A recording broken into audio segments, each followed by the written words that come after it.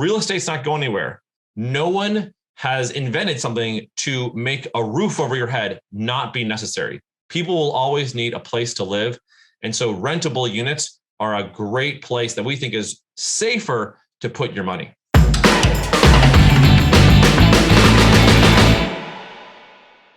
Hi, everybody. David and Drew with Nighthawk Equity here. If you're a medical professional, you likely have a good income, but you have two problems that you run into. One, where do you invest it? And two, how do you address your large tax exposure? Drew, do you mind telling us a little bit more about this? Yeah, thanks, David. Great question. This is a personal question for me because I actually have a spouse who's a medical professional. And so we've faced these experiences ourselves. For a lot of reasons, in my experience, I've moved toward investing in real estate because it has better returns than most other things. It has cash flow, and many other opportunities do not.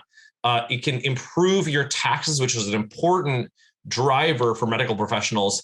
It's a great inflation hedge. And lastly, it has liquidity versus retirement accounts, which is where some people are putting their money. So I found real estate to be a great solution for the medical professional.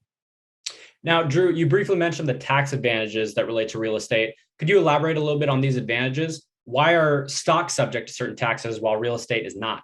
Yeah, absolutely, David. So in real estate, we get to depreciate, which is an accounting term, but we basically get to say, hey, this building's getting older, it's less worth, and use that depreciation to offset our taxes.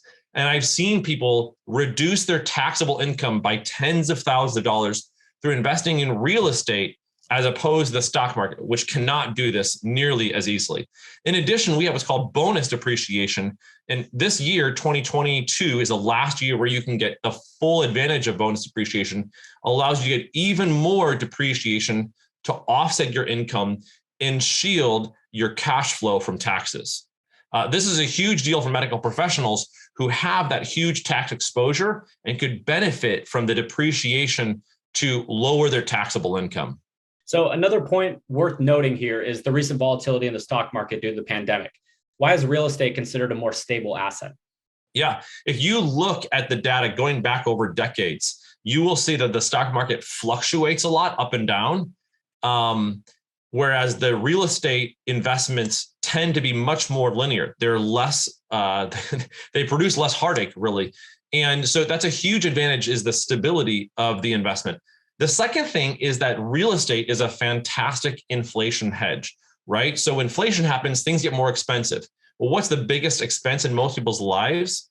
It's real estate. And we benefit, ironically, from the increased cost of housing because our fixed expenses, like our mortgage payment, is the same, but the cost of what we're renting out goes up. So we have a great inflation hedge in real estate, and we have that great tax advantage through the depreciation. So these two things, the tax advantage and the inflation hedge, really work to our benefit, and especially to the medical professional. And lastly, real estate's not going anywhere. No one has invented something to make a roof over your head not be necessary. People will always need a place to live. And so rentable units are a great place that we think is safer to put your money. Great explanation, Drew. Hey, if you want to learn more about how real estate is different from the stock market, please view our free report at themichaelblanc.com/report. Other than that, we look forward to seeing you next time.